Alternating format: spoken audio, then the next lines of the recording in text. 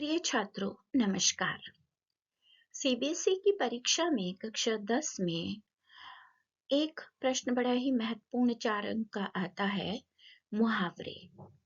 मुहावरों को लेकर 2-3 तरह से प्रश्न पूछे जाते हैं परीक्षा में कि रिक्त स्थान में उचित मुहावरा भरिए या उचित विकल्प चुनिए कि इस मुहावरे का क्या अर्थ है या इस अर्थ के लिए मुहावरा लिख दीजिए अथवा मुहावरे का वाक्य में इस तरह से प्रयोग करिए कि उसका अर्थ स्पष्ट हो जाए।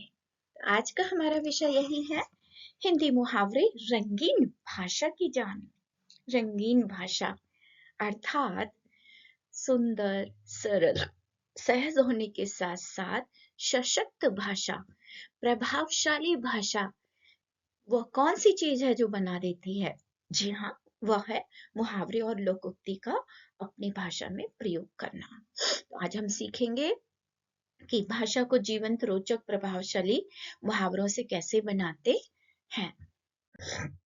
मुहावरा क्या है? सबसे पहले आइए हम ये जानें। मुहावरों की बच्चों विशेषता होती है कि भाषा को रंगीन और आकर्षक तो बनाते ही हैं, कम शब्दों में गहरी बात को भी हम इनकी मदद से कह जाते हैं। सांस्कृतिक धरोहर का एक हिस्सा है।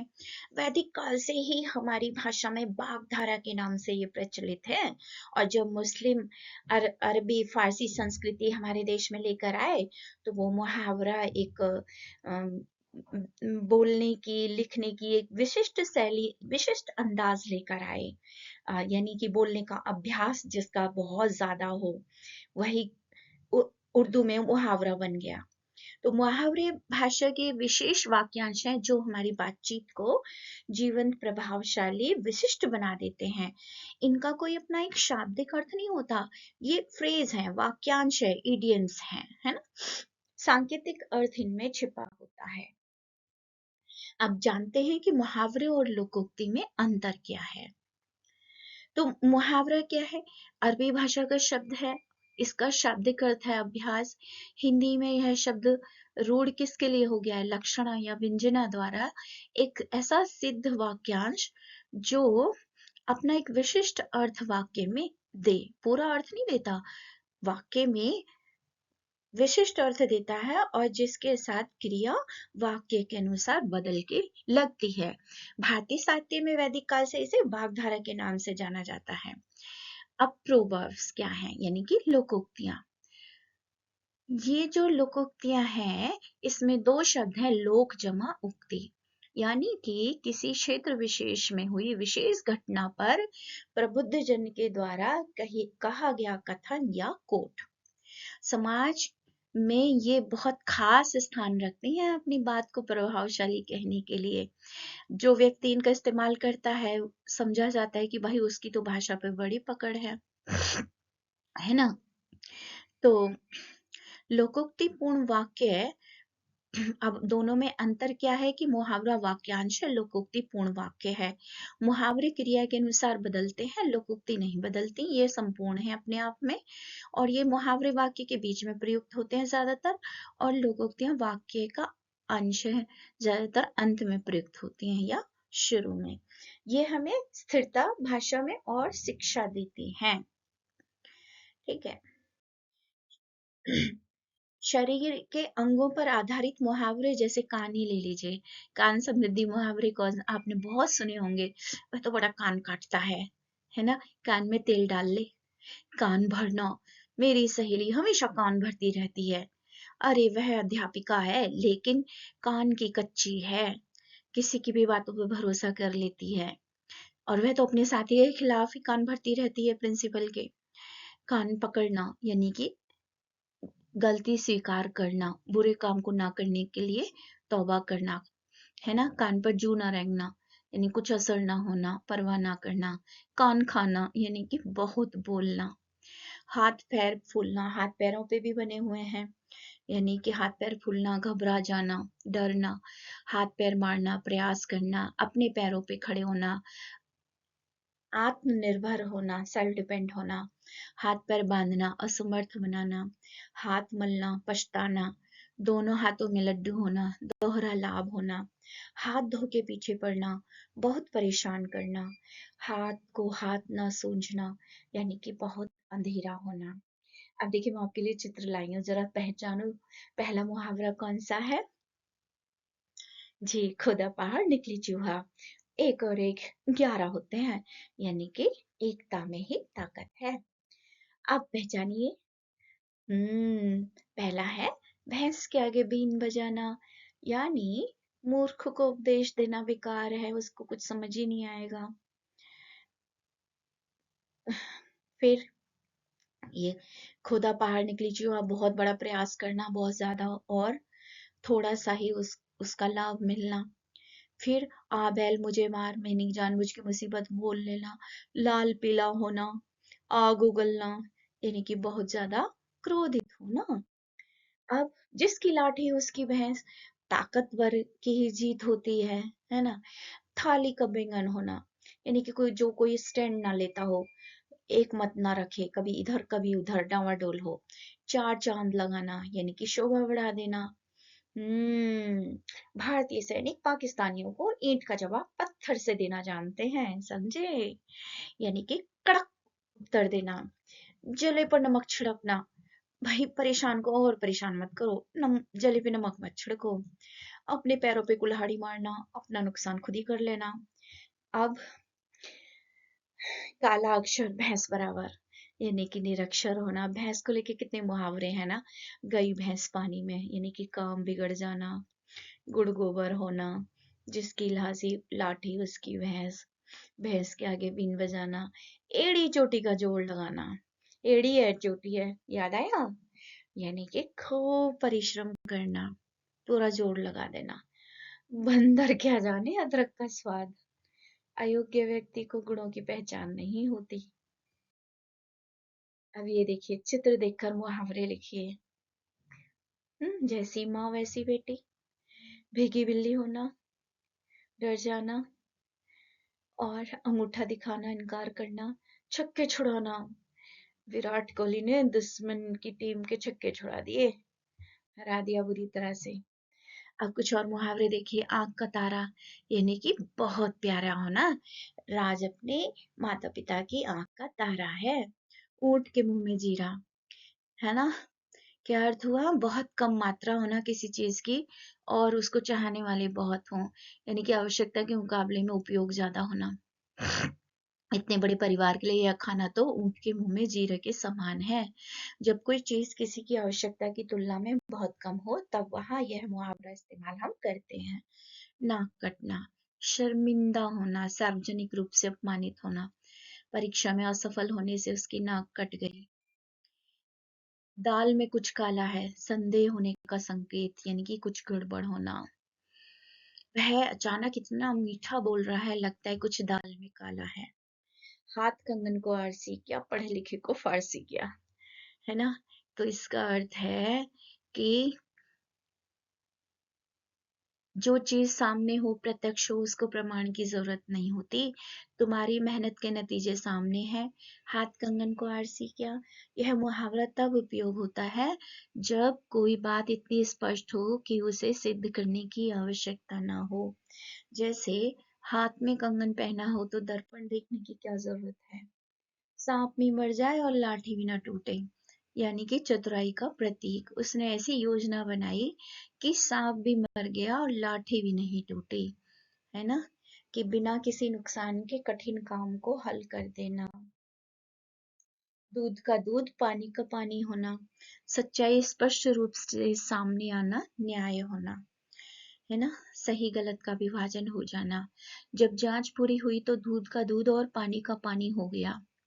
यह मुहावरा न्याय और सत्य की परख के लिए प्रयोग किया जाता है। तो बच्चों, आपने देखा कि मुहावरे हमारी भाषा की जान है। ये भाषा को रोचक बनाते हैं, अभिव्यक्ति को सुंदर बनाए रखने के लिए हम इनका उपयोग करते हैं। रोजाना इनका प्रयोग करें, अपनी भाषा को सुंदर बनाएं। आप देखिए कक्षा 10 में स्पर्श और संचयन पाठों पर आधारित कौन से मुहावरे आए हैं। जैसे आपा खोना, होश खोना, जागीर पाना, साम्राज्य पाना, मीरा के पद से है। स्वयंभू होना, परमात्मा सर्वशक्तिमान होना। सिर धुनना, पछताना, धज्जे उड़ाना, चिथड़े चिथड़े करना, एकदम नष्ट कर देना, वंचरा रहना, धोखा होना, सिर पर नंगी तलवार लटकना, खतरा हर समय मंडराना, अंधे के हाथ बटेर लगना, अयोग्य व्यक्ति को बहुमूल्य वस्तु मिलना, दांतों तले पसीना आना, कठोरता का एहसास होना, मुश्किल में पड़ना, पहाड़ होना, बहुत मुश्किल होना, है ना। और बौरा जाना, पागल होना, हिवड़ो अधीर होना, व्याकुल होना, रवशेष होना, पर्वत प्रदेश में पावस में आया है, केवल आवाज का शेष रह जाना, जबर या तोप होना, ताकतवर होना, सिर पर कफन बांधना, बलिदान के लिए तैयार रहना, बुनियाद पुख्ता होना, आधार या नींव मजबूत होना, आड़े हाथों लेना, सख्ती से पेश आना, लोहे के चने चबाना, कठिन काम करना, ऐरा गहरा नत्थु गहरा, यानी कि महत्वहीन व्यक्ति, लगती बातें कहना, चुभती या कड़वी बातें बोलना।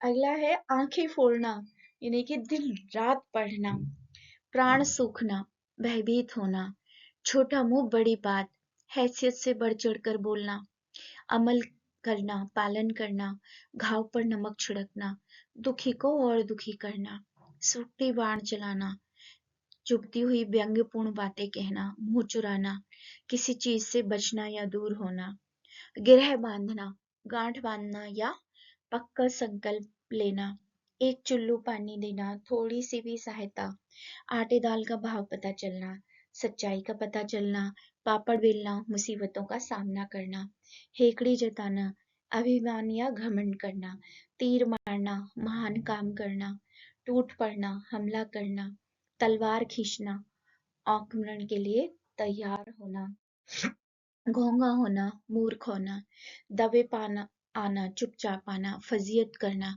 अपमान या किरकिरी करना, मोहताज होना, अभावग्रस्त या दूसरे के आश्रित होना, ठंडा पड़ना, शांत होना, अलख जगाना, जन जागरण करना, रंग दिखाना, असलियत दिखाना, आंखों में तैरना, मन में दिखना या प्रकट होना, वाट जोहना, प्रतीक्षा करना, सुध बुध खोना, होश खोना, आग बबूला होना, बहुत क्रोधित होना, आवाज उठाना या सिर उठाना, विद्रोह करना, राग अलापना, एक ही बात बार बार कहना, हवा की तरह बहना, परिस्थितियों के अनुसार चलना, 2 से 4 बनाना, लाभ होना, आंखों से बातें करना, संकेतों में बतियाना, मील का पत्थर होना, प्रभावशाली होना, आस्तीन का सांप होना।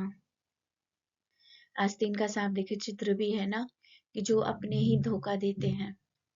उंगली उठाना, आरोप लगाना, मत्थे मरना, जबरन थोपना, दीवार खड़ी करना, रुकावट डालना, डेरा डालना, ठहरना या रुकना, आगे आना, सामने आना, कदम उठाना, किसी काम को करने की तैयारी करना, आंखों में धूल झोंकना, धोखा देना, कूट कूट कर भरना, अच्छी तरह समझाना, काम तमाम कर देना, मार देना, जान बख्श देना, क्षमा कर देना, हक्का बक्का रह जाना, अक्षमित रह जाना, मुट्ठी भर आदमी, बहुत कम आदमी, सन्नाटे में रह जाना, स्तंभित या भौचक्के रह जाना।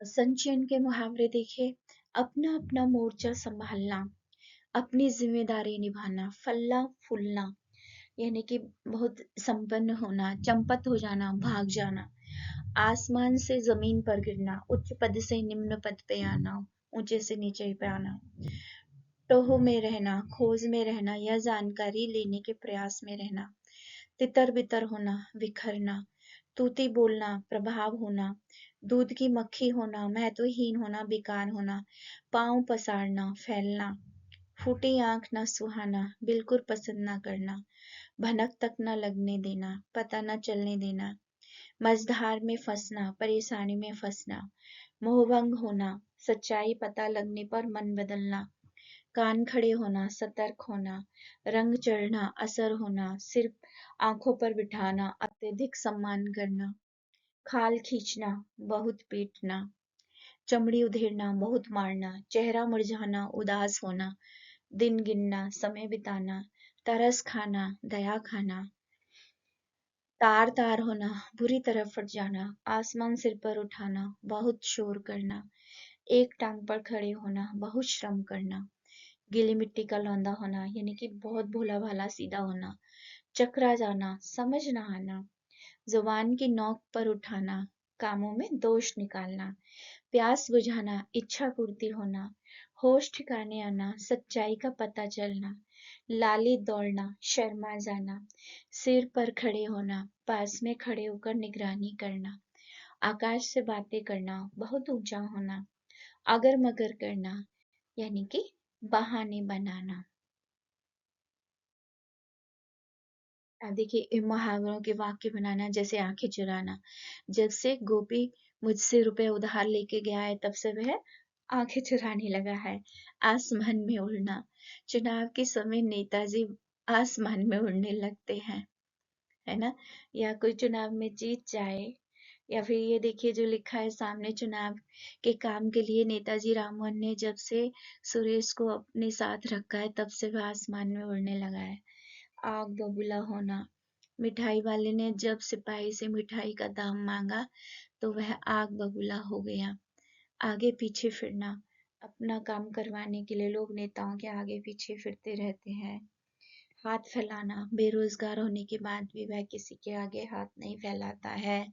सुध बुध खोना, कमल के फूल की मादकता के कारण भौरा अपनी सुध बुध खो बैठा।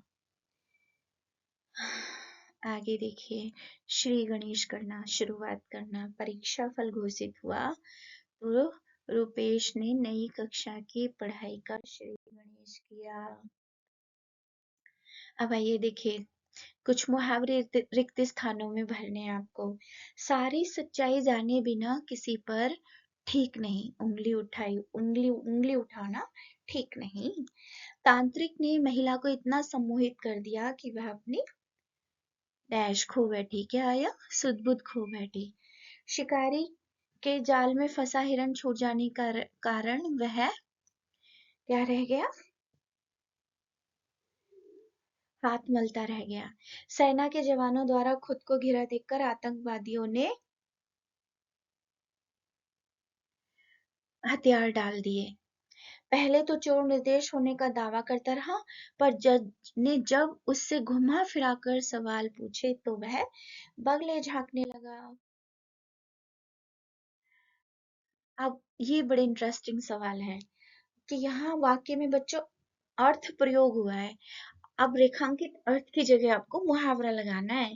भीख मांगती बुढ़िया को देखकर मेरे मन में दया उमड़ पड़ी, अर्थात भीख मांगती बुढ़िया को देखकर मेरा मन पसीज उठा। पुलिस की पहरेदारी के बाद भी चोर 9-2-11 हो गया। पिता ने अपने पुत्र को सिगरेट पीते हुए रंगे हाथों पकड़ लिया। लुटेरे पुलिस की वर्दी में आए और बातें सुनी और दूध का दूध पानी का पानी कर दिया। माँ ने बेटे के थैले से जब अश्लील तस्वीरें निकाली तो बेटा पानी पानी हो गया। फैक्ट्री में सील लगने से मजदूर मक्खियां मारने के लिए विवश हो गए। सरकार द्वारा अनेक योजनाएं चलाने के बाद भी गरीबों की स्थिति ढाक के 3 पात वाली ही बनी हुई है, अर्थात ज्यों की त्यों बनी हुई है। उनकी परिस्थिति में कोई बदलाव नहीं है। देखिए अभी आपने कितना सीखा। आंख का तारे का क्या अर्थ था? जी, बहुत प्यारा व्यक्ति। ऊंट के मुंह में जीरा, आवश्यकता से बहुत कम। नाक कटना, शर्मिंदा होना, दाल में कुछ काला कुछ गड़बड़ होना, दूध का दूध पानी का पानी, सब कुछ साफ हो जाना यानी कि न्याय हो जाना। धन्यवाद।